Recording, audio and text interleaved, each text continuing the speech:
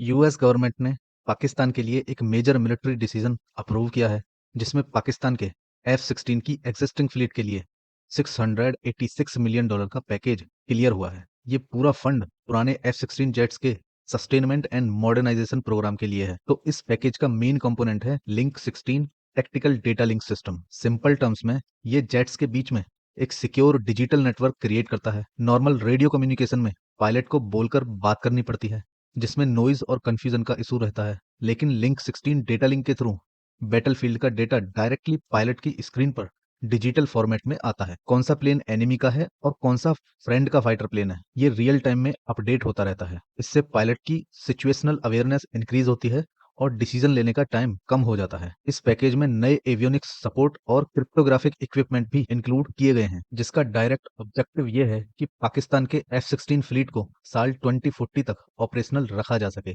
US state department ने इस deal का ऑफिशियल रीजन इंटरऑपरेबिलिटी बताया है।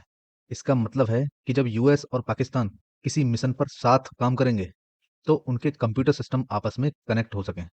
लेकिन रियलिटी ये है, यूएस को इस रीजन में एक ऐसे पार्टनर की जरूरत है जो पूरी तरह से उनके कंट्रोल में रहे। खास तौर पर अफगानिस्तान और ईरान के बॉर्डर पर फ्यूचर ऑपरेशंस के लिए उन्हें पाकिस्तान का एक्सेस चाहिए, ताकि जरूरत पड़ने पर यूएस एयरफोर्स और पाकिस्तान के जेट्स रियल टाइम में डेटा शेयर कर सकें। साथ ही यूएस ये भी इंडिकेशन देना चाहता है कि अगर इंडिया रसिया की तरफ ज्यादा टिल्ट होता है तो यूएस के पास रीजन में पावर बैलेंस शिफ्ट करने के लिए पाकिस्तान का ऑप्शन अभी खुला है। टेक्टिकल पॉइंट ऑफ व्यू से देखें तो पाकिस्तान एयरफोर्स के F-16 की ऑपरेशनल एज थोड़ी इंक्रीज हो जाएगी, लेकिन इंडिया के लिए ये कोई खास थ्रेट पोज नहीं कर पाएगा।